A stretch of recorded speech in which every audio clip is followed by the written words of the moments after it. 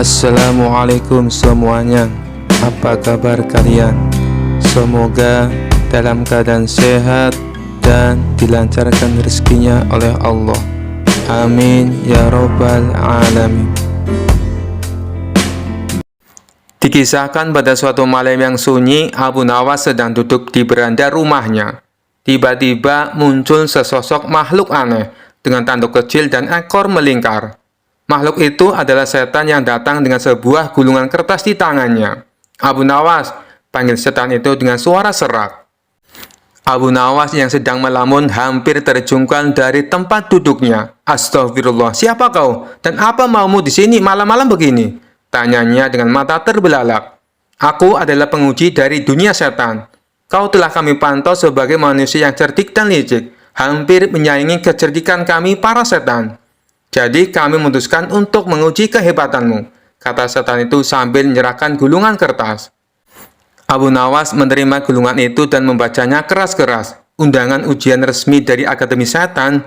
Ia terkejut sekaligus geli. "Besok malam datanglah ke hutan gelap untuk menjalani ujian kami.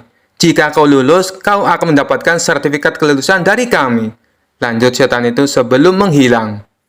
Ketika malam tiba, Abu Nawas datang ke hutan gelap dengan rasa penasaran. Di sana, ia disambut oleh para setan yang sudah menyiapkan 3 ujian berat. Setan pertama membawa Abu Nawas ke sebuah gua gelap, penuh suara menyeramkan. "Jika kau bisa melewati gua ini tanpa berteriak ketakutan, kau lulus ujian pertama," kata setan tersebut. Abu Nawas tersenyum, lalu mulai berjalan dengan tenang sambil menyanyikan lagu anak-anak keras-keras. Setan-setan yang mencoba menakutinya malah bingung dan menutup telinga karena suara nyanyinya begitu sumbang. Ia pun lulus ujian pertama. Setan kedua mencoba membuat Abu Nawas marah. Ia mencubit, menjambak, bahkan menyiram air dingin ke kepala Abu Nawas. Abu Nawas tetap tenang. "Aduh, setan ini seperti anak kecil yang cari perhatian. Kasihan sekali," katanya dengan santai. Setan itu akhirnya menyerah karena Abu Nawas tidak terpancing emosi. Ujian terakhir adalah menghadapi setan yang berubah menjadi gadis cantik. Setan itu mendekati Abu Nawas dengan senyuman manis dan berkata, "Abu Nawas, tidakkah kau tertarik padaku?"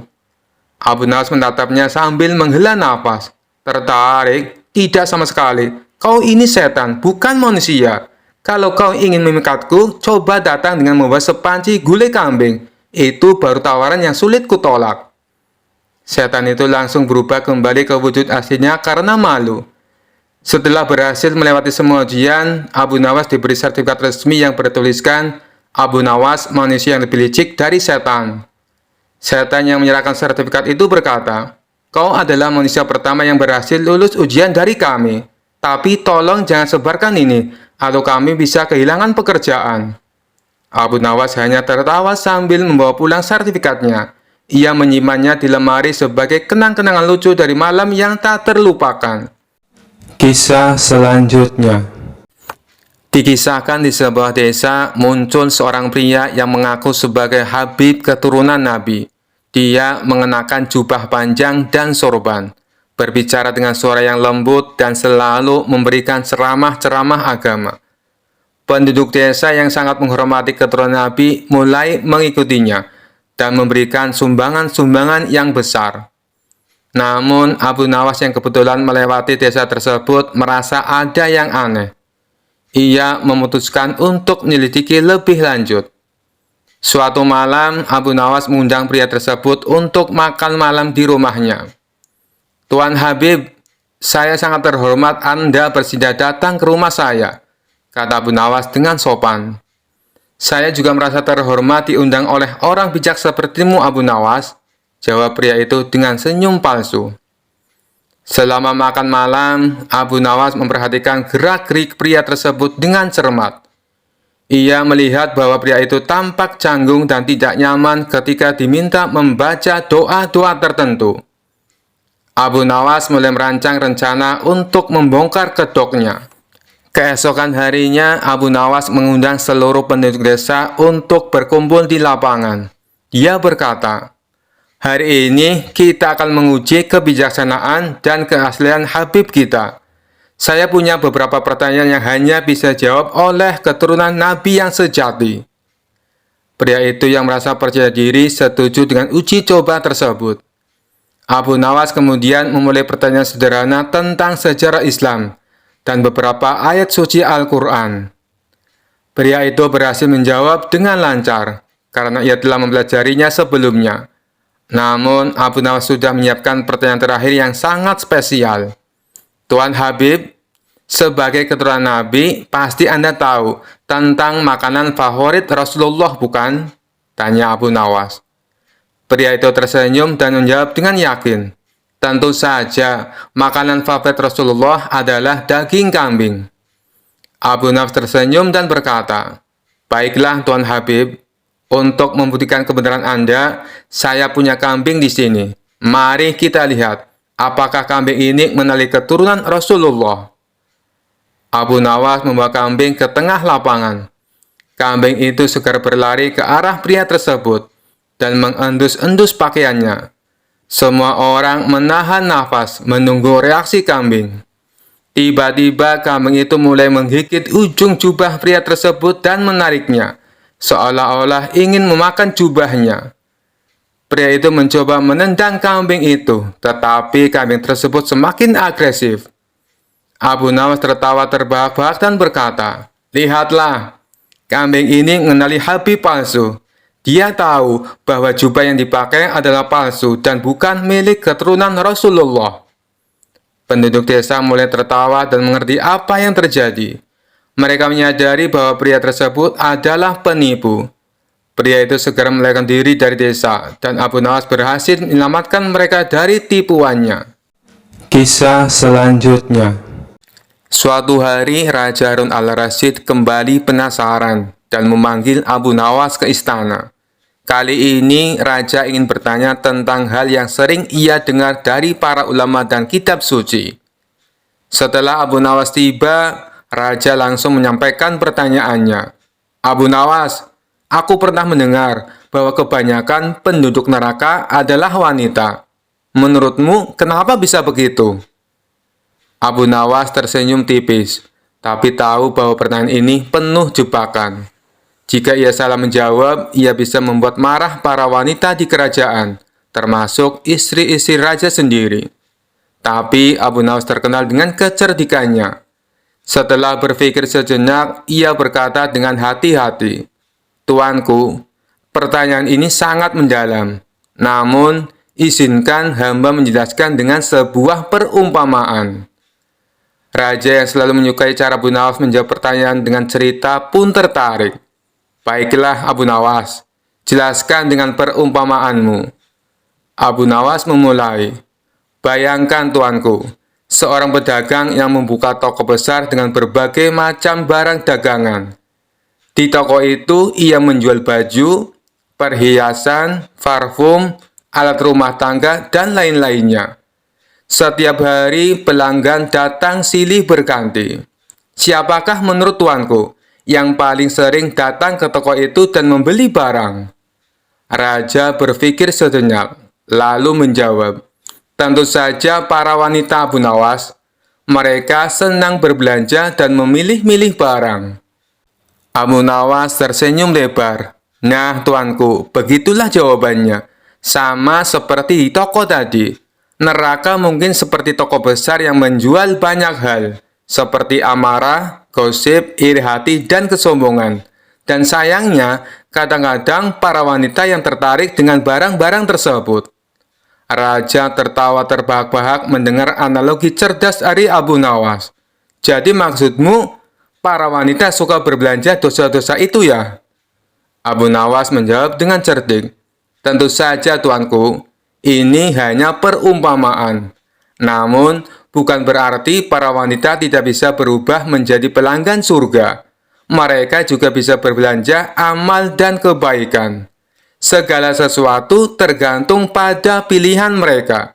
Dan begitu pula dengan kita semua." Raja masih tertawa, tetapi kemudian berhenti sejenak dan berkata, "Jawabanmu sangat bijak, Abu Nawas. Engkau telah menjawab dengan penuh humor, namun juga dengan makna yang dalam. Aku mengerti sekarang bahwa bukan hanya soal wanita atau pria, tetapi lebih kepada pilihan apa yang kita ambil dalam hidup. Abu Nawas mengangguk hormat. Benar sekali tuanku, neraka dan surga terbuka untuk semua, tergantung dari apa yang kita pilih untuk beli di kehidupan ini. Raja sangat puas dengan jawaban Abu Nawas, dan sekali lagi ia terkagum-kagum dengan kecerdikan si cerdik Abu Nawas. Kisah ini pun tersebar ke seluruh kerajaan, membuat banyak orang tertawa sekaligus merenungkan maknanya. Kisah selanjutnya. Suatu hari di sebuah kota yang penuh dengan kegiatan sehari-hari, Abu Nawas sedang berjalan-jalan di pasar. Seorang pedagang yang penasaran mendekatinya dan bertanya, "Abu Nawas, kami semua ingin tahu, mengapa dalam Islam harus ada 4 mazhab?" Abu Nawas tersenyum menghadap kerumunan yang berkumpul dan berkata, "Wahai penduduk kota yang bijaksana, mari kita bicara tentang 4 mazhab dengan cara yang menyenangkan." Dia lalu memulai ceritanya dengan nada jenaka. "Suatu malam, saya bermimpi bertemu dengan orang bijak di sebuah taman yang indah. Mereka adalah Imam Hanafi, Imam Maliki, Imam Syafi'i, dan Imam Hambali. Masing-masing dari mereka sedang duduk di bawah pohon yang berbeda." Kerumunan tertawa kecil menikmati awal cerita Abu Nawas yang unik. Abu Nawas melanjutkan, "Saya pun mendekati mereka dan bertanya, 'Wahai para imam, mengapa dalam Islam harus ada 4 mazhab? Tidakkah cukup satu saja?' Mereka tersenyum dan Imam Hanafi berkata, 'Abu Nawas, bayangkan jika di dunia ini hanya ada satu jenis makanan. Bukankah akan sangat membosankan?' Penduduk desa tertawa terbahak-bahak mendengar analogi makanan dari Imam Hanafi. Abu Nawas melanjutkan dengan nada lebih serius namun tetap humoris. Imam Maliki kemudian menambahkan, "Setiap orang memiliki selera dan kebutuhan yang berbeda-beda. Begitu juga dalam memahami ajaran Islam. Kami memberikan berbagai sudut pandang agar umat Islam bisa memilih yang paling sesuai dengan keadaan dan kemampuan mereka." Kerumunan mengangguk-angguk, mulai memahami penjelasan Abu Nawas. Abu Nawas melanjutkan, Imam Syafi'i tersenyum dan berkata, "Seperti sebuah taman dengan berbagai macam bunga. Keempat mazhab ini memperindah ajaran Islam dengan cara yang berbeda-beda. Kami tidak berlawanan tapi saling melengkapi." Penduduk desa kembali tertawa dan bertepuk tangan, terhibur oleh analogi bunga dari Imam Syafi'i. Abu Nawas melanjutkan, terakhir Imam Hambali berkata, "Yang paling penting adalah niat dan ketulusan dalam beribadah." Keempat mazhab ini memberikan jalan yang berbeda, tapi tujuannya sama, yaitu mendekatkan diri kepada Allah. Seorang pemuda dari kerumunan bertanya, "Jadi Abu Nawas, bagaimana kita memilih mazhab yang sesuai?" Abu Nawas menjawab dengan bijak, "Pilihlah yang paling sesuai dengan hatimu dan keadaanmu. Yang penting, tetaplah berpegang pada ajaran Islam dan jangan saling menyalahkan. Ingat, keempat mazhab ini adalah untuk mempermudah, bukan mempersulit." Kerumunan tertawa dan bertepuk tangan lagi, terkesan oleh kebijaksanaan dan humor Abu Nawas. Abu Nawas menutup dengan sebuah nasihat. "Ingatlah sahabat-sahabatku, keempat mazhab ini adalah seperti 4 jalan menuju puncak gunung yang sama. Pilihlah jalan yang paling cocok untukmu, dan tetaplah bersatu dalam cinta dan kasih sayang terhadap sesama muslim." Kisah selanjutnya. Dikisahkan suatu hari, seorang pendeta terkenal dari negeri seberang datang ke kota Baghdad. Pendeta itu terkenal akan ilmunya, tetapi juga dikenal sombong dan suka merendahkan orang lain. Ia menantang siapa saja untuk berdebat dengannya, dengan taruhan bahwa yang kalah harus mengikuti agama pemenangnya. Baginda Raja mendengar tantangan itu dan langsung memanggil Abu Nawas. "Abu Nawas," ujar Baginda, "aku ingin kau menerima tantangan pendeta itu. Jika kau kalah, seluruh kerajaan kita akan malu. Tapi aku yakin kau bisa mengatasinya." Abu Nawas tersenyum, "Baik Baginda, beri saya waktu sehari untuk bersiap." Di tengah lapangan istana yang dipenuhi warga, pendeta sombong itu berdiri dengan percaya diri. Ia mengenakan jubah mewah, membawa kitab besar dan senyum meremehkan. Ayo, siapa yang berani berdebat denganku? Aku akan buktikan bahwa aku tak terkalahkan, serunya. Abu Nawas maju dengan santai. Ia membawa tongkat kayu dan mengenakan pakaian sederhana. Akulah lawanmu, ujar Abu Nawas sambil tersenyum. Pendeta tertawa keras. Kau, orang sederhana seperti kau ingin melawan ilmuku? Baiklah, mari kita mulai. Pendeta bertanya, Abu Nawas, jika Tuhan itu maha kuasa, mengapa dia menciptakan dunia dengan begitu banyak penderitaan? Kalau begitu, aku ingin bertanya padamu, jika kau punya rumah besar dan nyaman, mengapa kau pergi jauh-jauh ke sini untuk mencari lawan debat? Apakah kau tidak puas?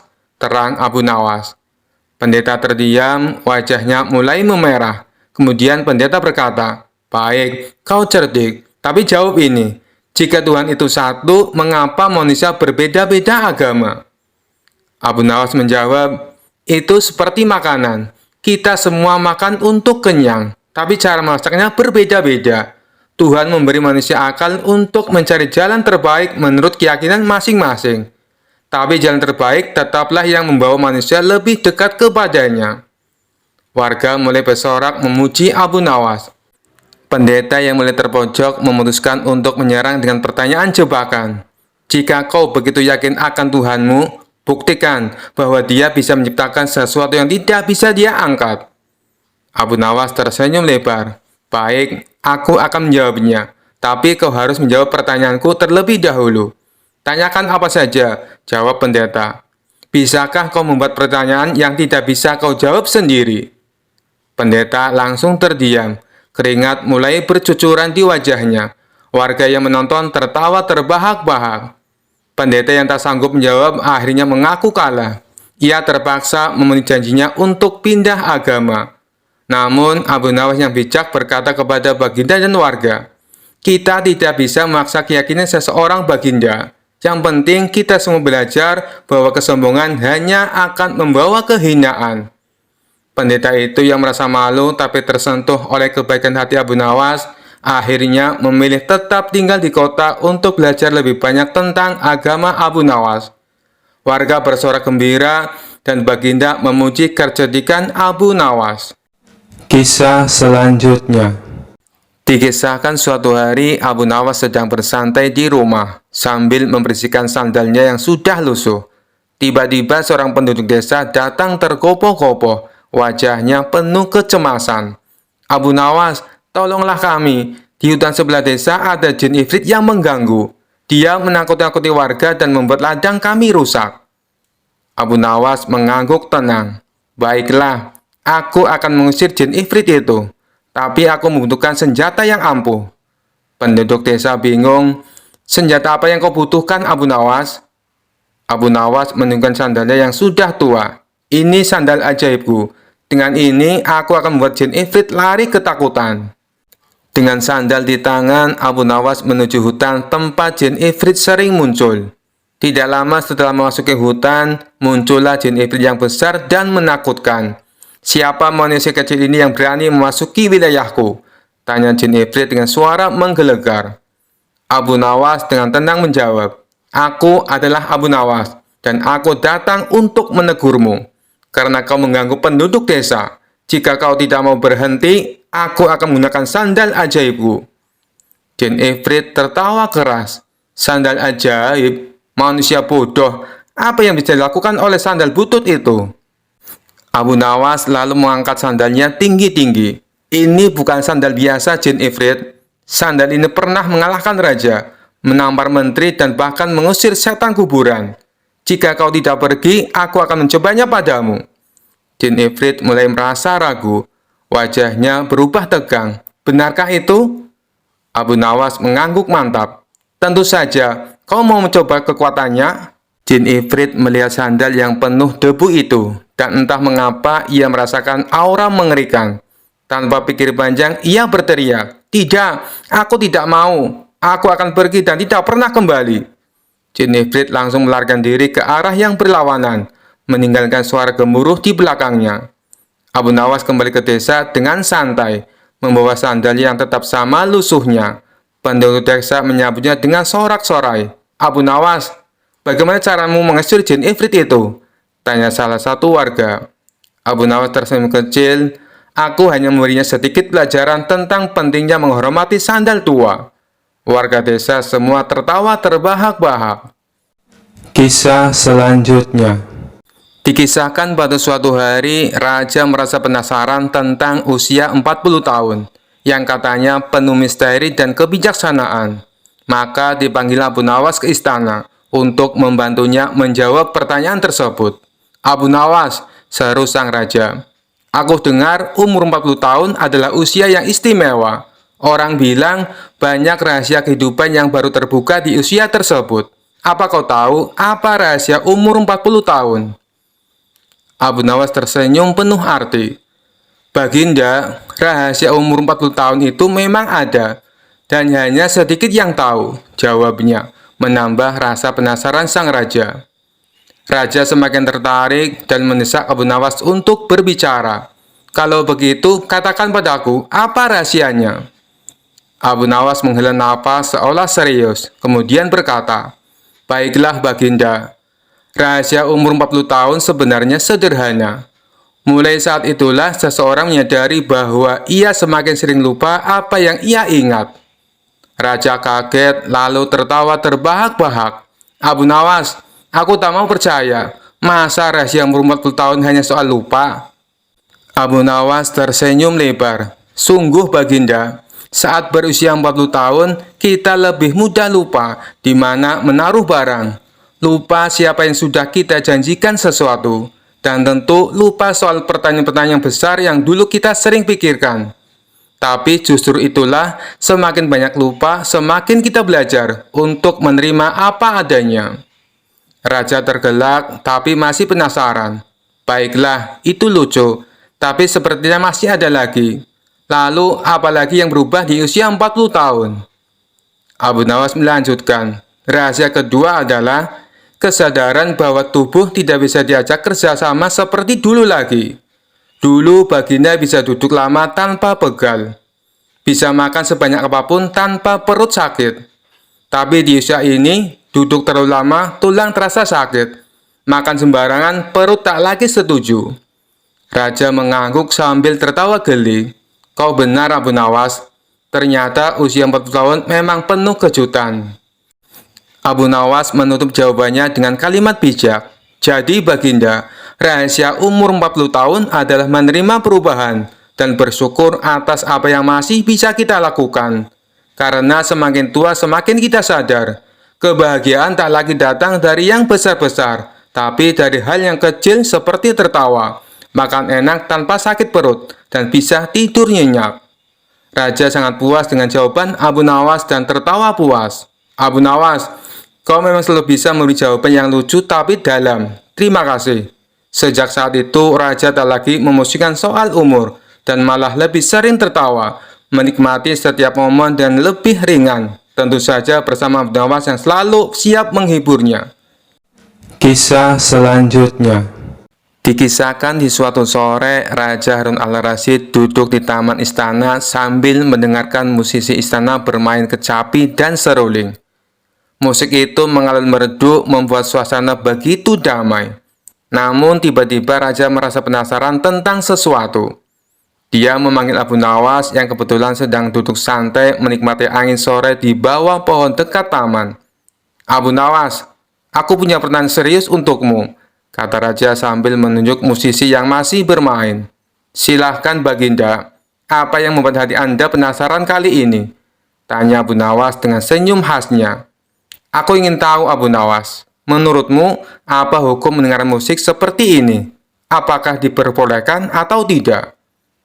Abu Nawas menggaruk kepalanya sebentar, lalu tersenyum lebar. "Baginda, bolehkah saya menjawab dengan jujur dan tanpa rasa takut?" "Tentu saja, aku tidak akan menghukummu," jawab Raja dengan nada penasaran. Abu Nawas memulai dengan nada bijak. "Baginda, mendengarkan musik itu seperti meminum madu. Jika sedikit dan pada waktu yang tepat, itu menyegarkan hati. Tapi jika terlalu banyak, bisa membuat kepala pusing dan hati malas. Raja mengangguk-angguk. Menarik. Tapi ada orang-orang yang mengatakan musik itu haram. Bagaimana menurutmu, Abu Nawas? Abu Nawas tertawa kecil. Baginda, mereka mungkin belum pernah mendengar musik yang enak. Kalau mereka mendengar musik yang dimainkan oleh musisi istana ini, mungkin mereka akan berubah pikiran. Para musisi tersenyum malu, sementara Raja tertawa terbahak-bahak. Raja kemudian mencoba menjebak Abu Nawas. Kalau begitu, Abu Nawas, apakah menurutmu musik bisa membawa orang ke surga atau ke neraka? Abu Nawas tersenyum licik. Baginda, tergantung siapa yang mendengarkan. Kalau orang baik mendengarkan musik, dia bisa lebih bersyukur dan ingat kepada Tuhan. Tapi kalau orang jahat mendengarkan musik, mungkin dia malah lupa diri dan berbuat maksiat. Raja terdiam, lalu bertanya lagi. Jadi menurutmu musik ini baik atau buruk? Baginda, jawab Abu Nawas dengan nada jenaka, musik itu seperti pisau. Jika digunakan untuk memotong buah, maka itu baik. Tapi jika digunakan untuk melukai orang, maka itu buruk. Semua tergantung bagaimana Anda menggunakannya. Raja mencoba membalik keadaan. Baiklah, Abu Nawas. Kalau begitu, aku ingin tahu, apakah surga itu ada musiknya? Abu Nawas tertawa lebar. Baginda, tentu saja ada.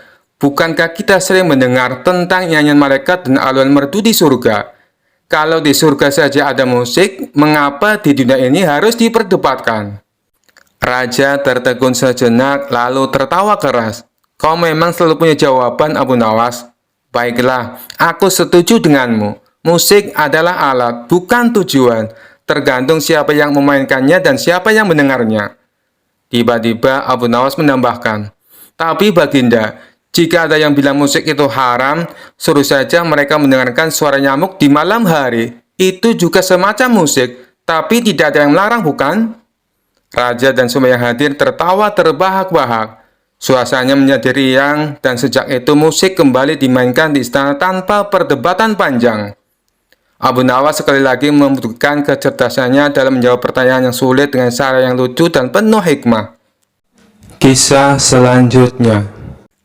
Dikisahkan pada suatu hari, seorang pedagang kaya raya dari negeri tetangga datang menemui Abu Nawas. Ia mendengar kabar bahwa Abu Nawas adalah seorang yang sangat cerdas, sekaligus seorang muslim yang taat. Pedagang itu merasa penasaran apakah Abu Nawas benar-benar sekuat itu memegang keyakinannya. Pedagang itu membawa sebuah koper besar yang berisi emas dan uang. Ia berkata kepada Abu Nawas dengan nada yang sangat meyakinkan, Abu Nawas, aku akan memberikan koper emas ini lengkap dengan seluruh uang di dalamnya, jika engkau mau meninggalkan agamamu dan mengikuti keyakinanku. Abu Nawas menggaruk-garuk kepalanya seolah-olah sedang berpikir keras. Ia lalu memandangi koper besar itu dengan tatapan yang sangat serius. Koper ini berat sekali. Apa benar isinya emas dan uang? Benar sekali, kata pedagang itu. Semua ini untukmu, asal kau mau berpindah keyakinan. Abu Nawas meminta izin untuk memeriksa koper tersebut. Pedagang kaya itu setuju. Abu Nawas membuka koper tersebut dan melihat emas yang berkeliaran serta uang yang melimpah di dalamnya. Ia tersenyum kecil. Kau yakin hanya ini syaratnya? Tanya Abu Nawas. Ya, hanya itu. Mudah bukan? Jawab pedagang kaya itu dengan penuh keyakinan. Abu Nawas tampak berpikir keras. Ia mengelus jenggotnya lalu berkata, baiklah, kalau begitu aku setuju. Tapi ada satu syarat dariku. Apa itu? Tanya pedagang kaya itu dengan penuh harap. Abu Nawas menjawab dengan tenang. Aku ingin kau menjadi saksi bahwa aku pindah keyakinan dengan sepenuh hati. Tapi sebelumnya, mari kita sholat bersama, agar aku bisa berpamitan kepada Tuhanku untuk terakhir kalinya. Pedagang itu bingung, sholat? Mengapa kau perlu sholat? Bukankah kau akan meninggalkan Tuhanmu?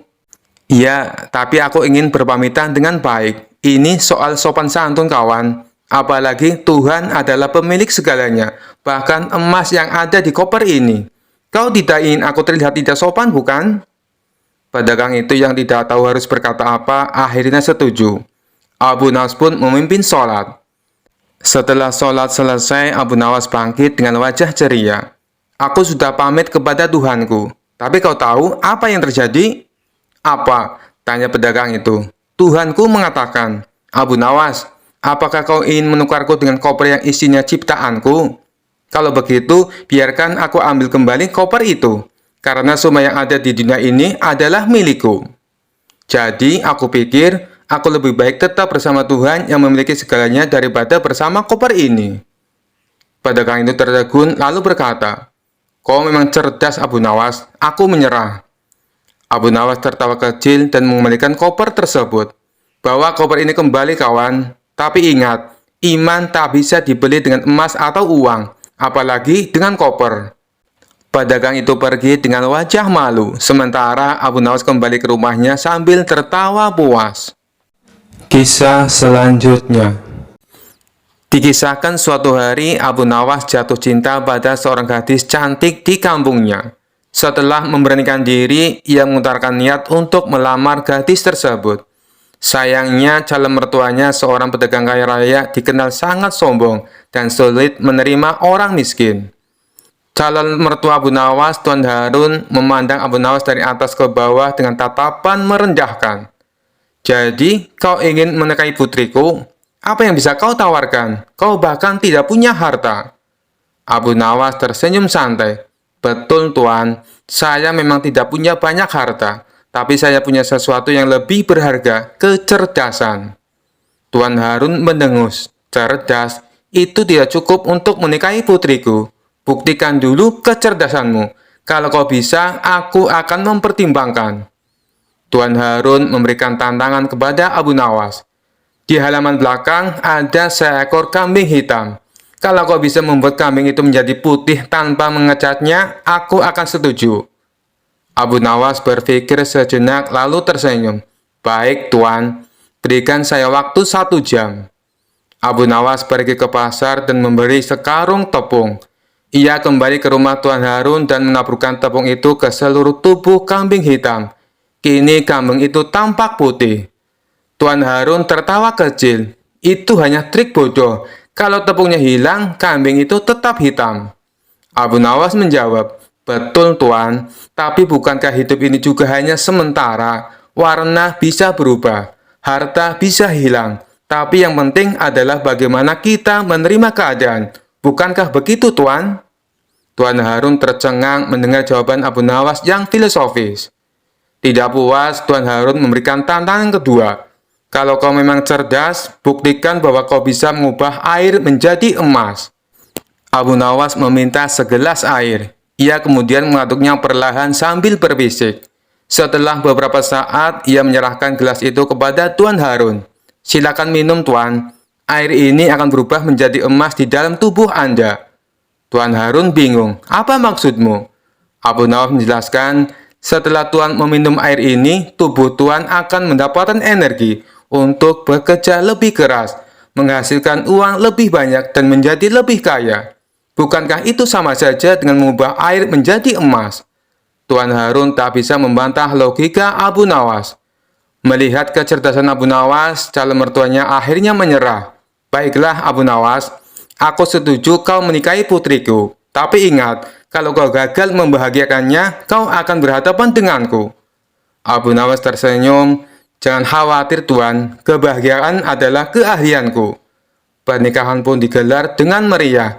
Dan Abu Nawas berhasil membuktikan bahwa kecerdasan bisa mengalahkan segala ujian, termasuk calon mertua yang sulit. Kisah selanjutnya.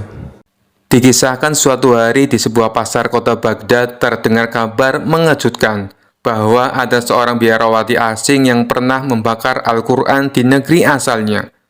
Biarawati itu terkenal sebagai sosok yang sombong dan gemar memperdebatkan agama dengan orang-orang.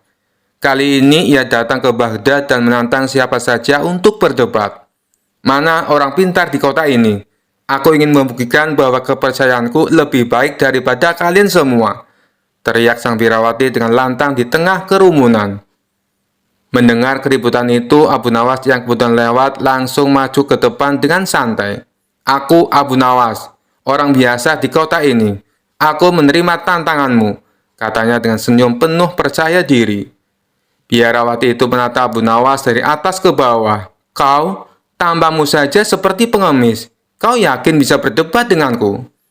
Abu Nawas tertawa kecil. Tidak perlu tampang pintar untuk menang dalam debat. Cukup dengan akal sehat. Baiklah, kata si biarawati. Aku pernah membakar Al-Quran dan lihat, tidak ada yang terjadi padaku. Itu buktinya kitab kalian tidak punya kekuatan apa-apa.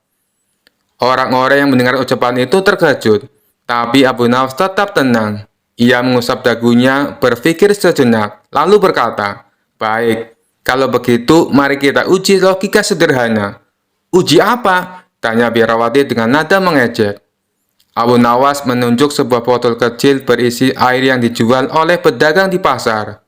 "Coba ambil botol itu, lalu bakar airnya hingga habis."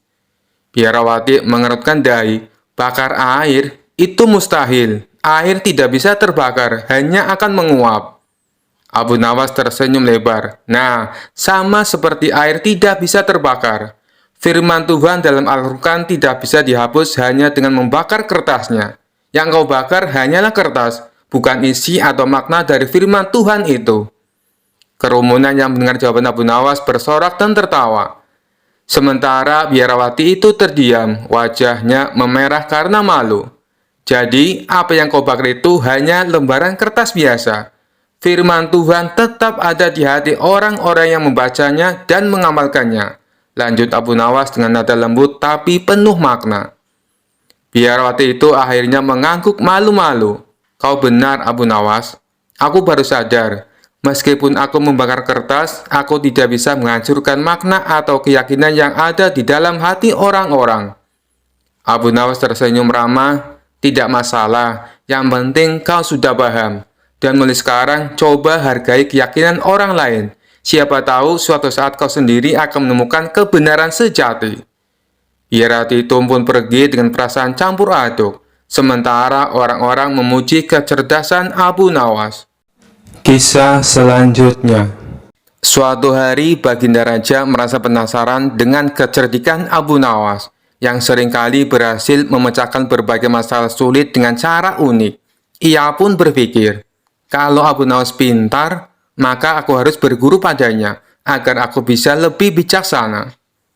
Raja lalu memanggil Abu Nawas ke istana. Ketika Abu Nawas tiba, Raja langsung menyampaikan keinginannya. Abu Nawas, aku ingin kau menjadi guruku. Ajari aku cara berpikir cerdik dan licik seperti dirimu. Abu Nawas tertegun, tapi ia pun tersenyum licik. Tentu saja Baginda, aku akan senang sekali mengajari Baginda. Tapi ada satu syarat. Baginda harus menuruti apapun yang aku perintahkan tanpa bertanya. Raja yang penuh percaya diri langsung menyanggupi syarat tersebut. Baik Abu Nawas, aku akan menurut. Mulailah pelajarannya. Abu Nawas tersenyum kemudian berkata, baiklah, pelajaran pertama, Baginda harus pergi ke pasar dengan membawa kendi penuh air, dan berdirilah di tengah pasar sambil meneriakkan, inilah minyak wangi terbaik di negeri ini. Lakukan itu sampai semua orang berkumpul. Raja bingung, minyak wangi dari air, orang-orang akan tertawa padaku, protes sang raja. Ini bagian dari pelajaran Baginda, jawab Abu Nawas sambil menahan tawa. Kalau Baginda ingin belajar kecerdikan, Baginda harus belajar menghadapi ejekan dulu. Raja pun akhirnya pergi ke pasar sambil membawa kendi air itu. Di tengah pasar, ia mulai berteriak, inilah minyak wangi terbaik di negeri ini. Orang-orang yang lewat mulai tertawa kecil melihat tingkah sang raja. Seorang pedagang mendekat dan berkata, Baginda, bukankah itu hanya air biasa? Raja menahan malu tapi ingat janjinya pada Abu Nawas. Ia pun menjawab dengan lantang, tidak, ini minyak wangi terbaik. Setelah beberapa saat menahan malu di pasar, Raja kembali ke istana dengan wajah merah. Abu Nawas menyambutnya dengan senyum lebar. Baginda, pelajaran kedua sekarang. Kali ini Baginda harus menanam biji-bijian di taman istana sambil menghadap ke arah matahari terbenam, kata Abu Nawas serius. Raja yang meleleh berkata, "Apa gunanya semua ini, Abu Nawas? Ini semua tak ada artinya." Abu Nawas tersenyum sambil berkata, "Baginda, inti dari semua ini adalah bahwa tidak semua masalah diselesaikan dengan cara logis atau serius. Kadang masalah bisa dihadapi dengan berpikir terbalik atau bahkan bercanda." Raja akhirnya tertawa terbahak-bahak, menyadari bahwa Abu Nawas mengajarinya untuk berpikir lebih fleksibel dan menikmati setiap tantangan tanpa terlalu serius. Pelajaran itu pun menjadi pelajaran tak terlupakan bagi sang raja. Dan sejak itu ia belajar untuk lebih terbuka pada cara-cara unik dalam menghadapi sebuah masalah. Kisah selanjutnya. Pada suatu hari, raja sedang dalam suasana hati yang penuh penasaran. Ia baru saja membaca kitab filsafat yang membahas tentang kesabaran manusia. Namun, ia tidak menemukan jawaban yang memuaskan. Maka, ia memanggil Abu Nawas ke istana untuk menjawab pertanyaan besar itu. "Abu Nawas, aku ingin bertanya padamu," kata raja dengan nada serius. "Tentu, Baginda. Tanya saja apapun itu," jawab Abu Nawas dengan senyum penuh percaya diri. "Di mana batas kesabaran manusia?" tanya raja dengan penuh harap. Abu Nawas menggaruk kepala, berpikir sejenak, kemudian berkata, "Baginda, untuk menjawab pertanyaan itu, saya butuh waktu sehari." Raja mengangguk setuju. "Baiklah, aku beri kau waktu sehari, tapi jangan coba-coba mengelak." Keesokan harinya, Abu Nawas datang ke istana dengan membawa seember air. Raja penasaran, apa maksudnya membawa ember itu? Abu Nawas tersenyum dan berkata, "Baginda, saya akan menunjukkan batas kesabaran hari ini. Silakan duduk di kursi megah itu." Raja menurut. Abu Nawas kemudian menuangkan air dari ember ke kepala raja, membuatnya basah kuyup. "Abu Nawas, apa yang kau lakukan?" teriak raja marah. Abu Nawas tetap tenang. "Baginda, sabar dulu. Bukankah Baginda ingin tahu di mana batas kesabaran? Saya sedang mengujinya." Raja berusaha menahan amarahnya. "Baiklah, aku akan sabar." Abu Nawas tersenyum lebar. Namun beberapa menit kemudian, ia mengambil seember air lagi dan menuangkannya ke kepala raja. "Abu Nawas, kali ini kau sudah keterlaluan," bentak sang raja. Abu Nawas hanya mengangkat bahu. "Baginda, sabar itu tidak ada batasnya, kecuali Baginda sendiri yang memutuskan batas itu." Raja terdiam merenungi kata-kata Abu Nawas. Tapi sebelum ia sempat menjawab, Abu Nawas berkata lagi, "Namun kalau Baginda sudah marah, artinya Baginda sudah menemukan batas kesabaran itu. Jadi saya sudah berhasil menjawab pertanyaan Baginda." Raja akhirnya tertawa terbahak-bahak. "Abu Nawas, kau benar-benar cerdik sekaligus nakal. Tapi aku paham sekarang, batas kesabaran memang tergantung pada diri sendiri." Abu Nawas tersenyum penuh kemenangan. "Betul sekali, Baginda. Tapi saya harap Baginda tetap sabar, karena air ini tadi adalah air sumur yang dingin sekali." Raja tertawa lagi, meski masih sedikit kesal dan memaafkan Abu Nawas. Sejak itu, Raja belajar untuk lebih memahami kesabaran, terutama saat berhadapan dengan kecerdikan Abu Nawas. Kisah selanjutnya. Dikisahkan bahwa Baginda Raja masih belum menemukan cara untuk menghukum Abu Nawas. Akhirnya ia terpaksa meminta bantuan dari para menterinya. Tapi dari sekian banyak usulan para menterinya, tidak ada satupun yang menurut Baginda Raja berbobot. "Tipuan yang kalian usulkan sangat mudah dipecahkan. Jangankan Abu Nawas, aku sendiri bisa dengan mudah menebaknya," ujar Baginda Raja merasa tidak puas. Tiba-tiba penasihat kerajaan berkata, "Ampun Paduka yang mulia, bukankah Paduka mempunyai batu lumpang yang sudah retak? Suruh saja Abu Nawas menjahitnya." Mendengar hal itu, Baginda Raja langsung kegirangan. "Usulanmu bagus, aku setuju dengan idemu. Cepat panggil Abu Nawas kemari," kata Baginda Raja. Singkat cerita, datanglah Abu Nawas menghadap Baginda Raja. "Ampun beribu ampun Paduka yang mulia. Ada gerangan apa Paduka memanggil hamba?" tanya Abu Nawas. Aku ada tugas baru untukmu, ujar Baginda Raja. Tugas apakah itu, hai Paduka yang mulia? Tanya Abu Nawas lagi. Aku punya lumpang yang terbuat dari batu, tapi sayang retak dan terbelah menjadi dua. Aku ingin kau menjahit lumpang itu agar bisa menyatu lagi, tutur Baginda Raja. Tubuh Abu Nawas mendadak berkeringat mendengar perintah tersebut. Wajahnya langsung berubah menjadi pucat. Jebakan apa lagi ini? Mana ada batu bisa dijahit? Geretu Abu Nawas dalam hati. Abu Nawas, kenapa kau malah bengong? Aku kasih waktu sehari. Kalau tidak bisa, maka akan mendapat hukuman, kertak Baginda Raja. Sekarang kau pulang dan bawa lumpang batu yang retak ini, perintah Baginda Raja. Setelah itu Abu Nawas pamit kembali pulang. Setibanya di rumah, dia langsung pergi mengumpulkan batu-batu kecil yang serupa dengan lumpang batu tersebut. Keesokan harinya, Abu Nawas pergi menuju istana dengan membawa batu-batu kecil dan lumpang batu milik Baginda Raja. Setelah sampai di istana, Baginda Raja langsung bertanya kepada Abu Nawas. Hai Abu Nawas, apakah lumpang batunya sudah dijahit? Tanya Baginda Raja. Ampun Paduka yang mulia, hamba sudah mengumpulkan batu-batu kecil yang sama persis jenisnya dengan lumpang batu milik Paduka. Dan hamba minta tolong kepada Paduka untuk memilihkan serat dari batu-batu kecil yang hamba kumpulkan. Setelah itu, hamba akan jahit batu lumpang milik Paduka, jawab Abu Nawas. Apa-apaan kau ini? Siapa juga yang dapat membuat batu sekecil itu menjadi benang? Tanya Baginda Raja.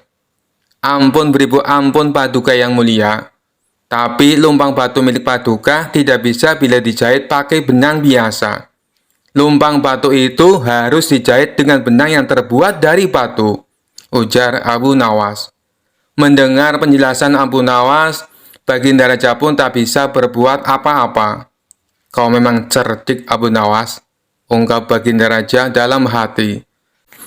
Dengan terpaksa, Baginda Raja kembali membebaskan Abu Nawas. Sosok humoris itu pun lolos dari hukuman, meskipun tidak bisa menyelesaikan tugas mustahil yang diberikan oleh Baginda Raja. Kisah selanjutnya. Suatu hari di tengah pasar yang ramai, Abu Nawas bertemu dengan Abu Jahil, seorang yang terkenal keras kepala dan selalu ingin mencari kesalahan orang lain. Kali ini Abu Jahil ingin menguji kecerdasan Abu Nawas dengan pertanyaan aneh dan nyeleneh, berharap bisa mempermalukan Abu Nawas di depan orang banyak.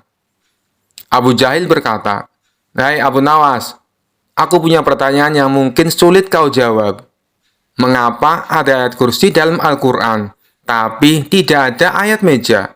Bukankah kursi dan meja itu sering ada bersama-sama?" Abu Nawas tersenyum mendengar pertanyaan Abu Jahil yang konyol itu. Ia tahu ini hanyalah upaya Abu Jahil untuk membuat orang tertawa. Tetapi sebagai orang yang cerdas, Abu Nawas sudah siap dengan jawabannya. Abu Nawas kemudian berkata, "Wah, pertanyaanmu menarik sekali Abu Jahil. Tapi sebelum aku menjawab, izinkan aku bertanya padamu. Apakah kau tahu fungsi kursi dan meja itu apa?" Abu Jahil terdiam sejenak, lalu menjawab dengan sedikit bingung. "Tentu saja tahu, kursi untuk duduk dan meja untuk meletakkan barang-barang." Abu Nawas mengangguk, "Betul sekali. Nah, sekarang pikirkan ini. Ayat kursi berbicara tentang kekuasaan Allah yang meliputi langit dan bumi. Kursi ini melambangkan tempat kekuasaan, di mana Allah mengatur seluruh alam semesta. Tapi meja, apa yang dilakukan dengan meja?" Abu Jahil menggaruk-garuk kepalanya, mulai sedikit bingung. Meja untuk meletakkan barang. Abu Nawas tersenyum lebar. "Nah, itulah bedanya Abu Jahil. Meja hanya dipakai untuk meletakkan sesuatu yang sementara. Sementara ayat kursi melambangkan kekuasaan yang abadi dan tak terbatas. Allah tidak membutuhkan tempat untuk meletakkan sesuatu, seperti kita membutuhkan meja. Allah Maha berdiri sendiri, tanpa perlu meletakkan atau bergantung pada apapun. Orang-orang di pasar mulai tertawa kecil, mengerti kemana arah logika Abu Nawas. Tapi Abu Jahil masih belum menyerah. Abu Jahil berkata lagi, "Tapi kenapa tidak ada ayat meja kalau begitu? Meja kan juga penting." Abu Nawas kembali tersenyum dan berkata, "Abu Jahil, kau tahu kenapa tidak ada ayat meja? Karena Allah tidak butuh meja. Segala sesuatu sudah diaturnya dengan sempurna, tanpa perlu ada meja untuk meletakkan atau menyimpan apapun. Lagi pula, jika ada ayat meja, maka kau akan bertanya kenapa tidak ada ayat lemari. Kita bisa berdebat selamanya tentang perabotan. Tapi yang penting adalah esensi dari ayat-ayat itu." Para pendengar di pasar mulai tertawa lebih keras. Mereka kagum dengan cara Abu Nawas membalik pertanyaan konyol Abu Jahil menjadi jawaban yang cerdas dan menghibur. Abu Jahil yang mulai merasa malu karena pertanyaannya malah membuat dirinya terlihat konyol. Akhirnya berkata dengan wajah sedikit kesal, "Baiklah Abu Nawas, kau memang selalu bisa menjawab pertanyaan apapun. Kali ini aku kalah." Kisah selanjutnya. Dikisahkan suatu ketika di kota tempat tinggal Abu Nawas dihebohkan adanya tabib baru yang mengaku sakti. Dia sesumbar bisa mengobati penyakit apa saja. Walhasil rumahnya didatangi ratusan pasien. Padahal tabib tersebut hanyalah seorang penipu. Ia menggunakan keahlian sulapnya untuk menipu warga. Hal inilah yang membuat warga makin percaya pada kesaktian palsu sang tabib tersebut. Ada juga pasien yang tidak kunjung sembuh. Namun karena rayon manis sang tabib palsu, ia selalu menuruti perkataannya agar kembali berobat. Sampai pada suatu ketika Abu Nawas jatuh sakit yang tidak kunjung sembuh. Atas saran sang istri, Abu Nawas disuruh berobat ke tabib tersebut. Kala itu Abu Nawas belum tahu kalau sang tabib tersebut adalah seorang penipu. Ia pun menuruti saran sang istri. Namun sudah 3 kali berobat, sakit Abu Nawas tidak kunjung sembuh. Padahal sekali berobat bayarnya 100 dinar. Dan Abu Nawas sudah menghabiskan 300 dinar, tanpa ada sedikit pun tanda-tanda kesembuhan pada dirinya. Akibatnya Abu Nawas mulai curiga jangan-jangan tabib itu seorang penipu. Seiring berjalannya waktu, Abu Nawas pun sudah sehat seperti sedia kala. Lalu terbesit dalam benaknya untuk mengerjai tabib palsu tersebut. "Aku harus mendapatkan 300 dinarku. Tapi bagaimana caranya ya?" tanya Abu Nawas dalam hati. Setelah lama berpikir, akhirnya Abu Nawas menemukan ide cemerlang. Keesok harinya, dia membuka praktek pengobatan di depan rumahnya. Lengkap dipasang papan yang bertuliskan, "Sembuh bayar 100 dinar, kalau tidak sembuh, uang kembali 1000 dinar." Para pasien yang rencananya berobat ke tabib palsu mendadak memilih datang ke rumah Abu Nawas. Rumah Abu Nawas pun penuh sesak oleh pasien. Entah karena kebetulan atau bagaimana, hampir semua pasien yang diobati berhasil disembuhkan. Sementara di rumah tabib palsu terlihat sepi, tidak ada seorang pasien pun yang datang. "Hari ini kenapa sepi sekali?" tanya sang tabib dalam hati. Selang beberapa lama datanglah asistennya dan mengabarkan berita tentang klinik Abu Nawas. "Tuan, Abu Nawas sekarang buka praktek pengobatan," kata asistennya melaporkan. "Benarkah?" tanya sang tabib. "Benar, Tuan. Di rumah Abu Nawas ramai sekali pasien datang. Itulah kenapa hari ini di rumah Tuan sepi pasien," jawab asistennya. Mendengar kabar itu, sang tabib tertawa mengejek. "Memangnya Abu Nawas sakti? Menyembuhkan dirinya saja tidak bisa," balas sang tabib dengan terus tertawa. "Bukan masalah sakti atau tidaknya, Tuan. Tapi di depan rumah Abu Nawas terpajang papan yang bertuliskan sembuh bayar 100 dinar. Kalau tidak sembuh, uang kembali 1.000 dinar, ujar sang asisten. Oh, pantas. Aku hari ini sepi pasien. Tapi apa memang benar begitu? Tanya sang tabib penasaran. Saya lihat sendiri, Tuan. Tapi anehnya, pasien yang berobat ke Abu Nawas hampir semuanya sembuh dari penyakitnya, jawab sang asisten. Mendengar penuturan asistennya, muncul sifat asli tabib palsu. Ia berencana menipu Abu Nawas. Beberapa hari ke depan untuk sementara kita tutup dulu. Biarlah Abu Nawas yang membuka praktek pengobatan, ucap sang tabib kepada asistennya. Memangnya kenapa, Tuan? Tanya asistennya penasaran. Aku punya rencana untuk menipu Abu Nawas. Aku pasti akan mendapatkan 1.000 dinar, jawab tabib palsu itu. Tapi bagaimana caranya? Tanya sang asisten bertambah penasaran.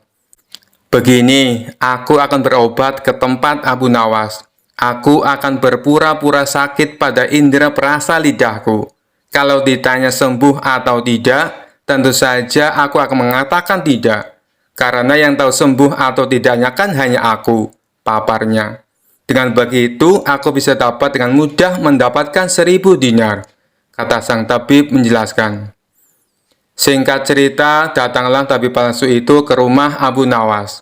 Hai Abu Nawas, aku ingin berobat kepadamu, kata sang tabib.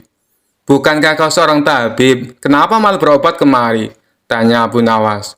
Iya benar, tapi di tempatku tidak ada obatnya, makanya aku datang ke sini, jawab sang tabib.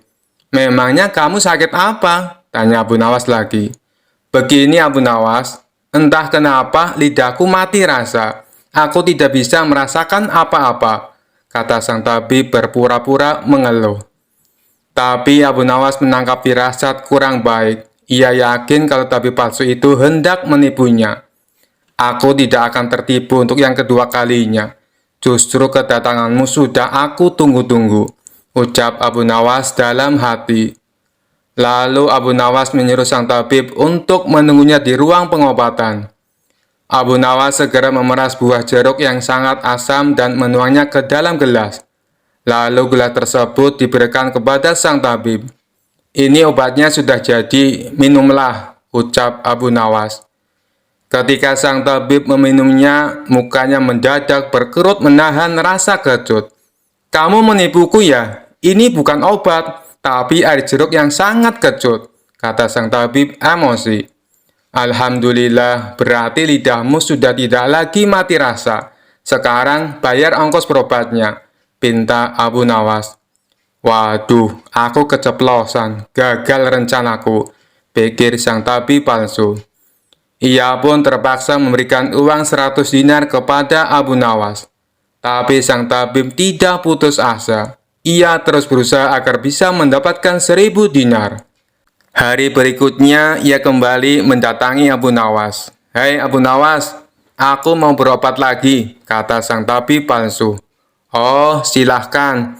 Apa lidahmu masih mati rasa? Tanya Abu Nawas meledek. Bukan, kali ini penyakitnya berbeda, jawab sang tabib. Luar biasa, ternyata kamu punya banyak stok penyakit. Kali ini apa penyakitnya? Tanya Abu Nawas lagi. Aku hilang ingatan Abu Nawas, jawab tabib palsu itu. Apakah kamu kesandung kasus korupsi, makanya hilang ingatan? Tanya Abu Nawas. Enak saja, memangnya aku pejabat, jawab tabib dengan nada protes. Baiklah, kamu tunggu di sini sebentar, aku akan mengambilkan obatnya, ucap Abu Nawas. Tidak berapa lama, Abu Nawas kembali menemui sang tabib palsu. Ini obatnya, silakan diminum, kata Abu Nawas sambil memberikan gelasnya. Aku tidak mau minumnya Abu Nawas, ujar sang tabib. Loh, memangnya kenapa? Katanya pengen sembuh, ucap Abu Nawas. Ini kan perasaan air jeruk seperti kemarin. Aku tidak mau, kata sang tabib menolak. Alhamdulillah, tanpa meminumnya pun kamu sudah sembuh. Sini, bayar 100 dinar, pinta Abu Nawas lagi. Sudah sembuh? Sembuh apanya? Kamu jangan mengada-ada Abu Nawas, protes sang tabib. Buktinya, kamu masih ingat dengan obat yang kemarin aku berikan itu.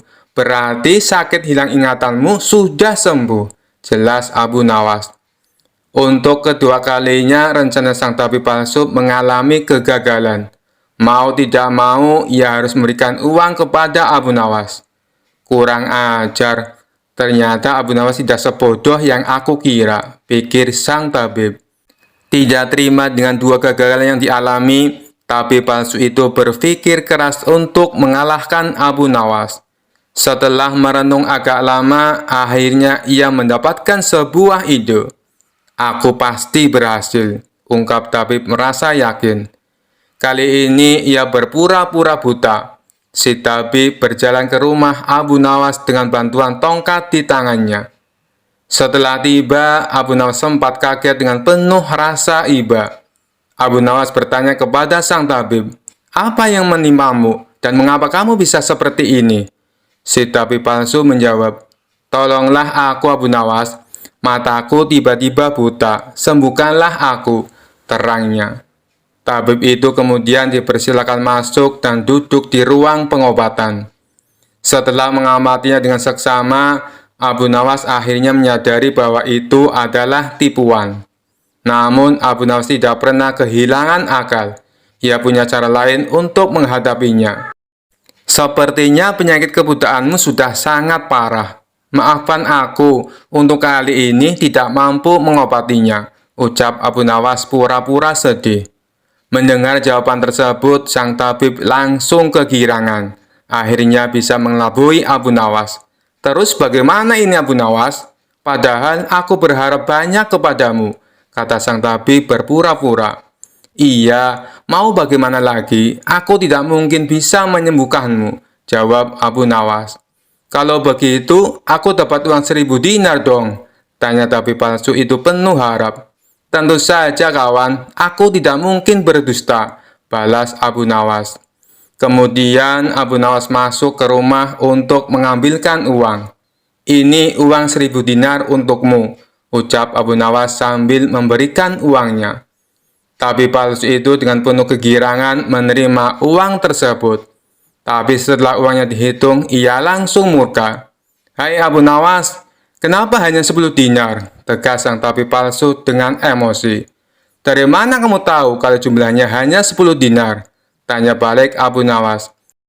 "Uangnya memang ada 10, tapi pecahan 1 dinar, bukan 100 dinar. Memangnya aku buta, Pak?" balas tabib tambah emosi. "Alhamdulillah, sekarang kamu sudah sembuh," kata Abu Nawas sambil mengambil kembali uangnya. "Maksudmu apa, Abu Nawas? Kenapa uangnya diambil lagi?" tanya si tabib kebingungan. "Loh, kamu kan sudah sembuh. Sini bayar 100 dinar, pinta Abu Nawas. "Sembuh apanya? Kamu jangan mengada-ada, Abu Nawas," protes si tabib palsu. "Bukankah kamu kesini katanya mengalami kebutaan? Tapi kamu bisa membedakan mana pecahan 1 dinar dan mana pecahan 100 dinar. Berarti matamu sudah bisa melihat," jelas Abu Nawas. Tabib palsu itu tidak bisa berkata apa-apa.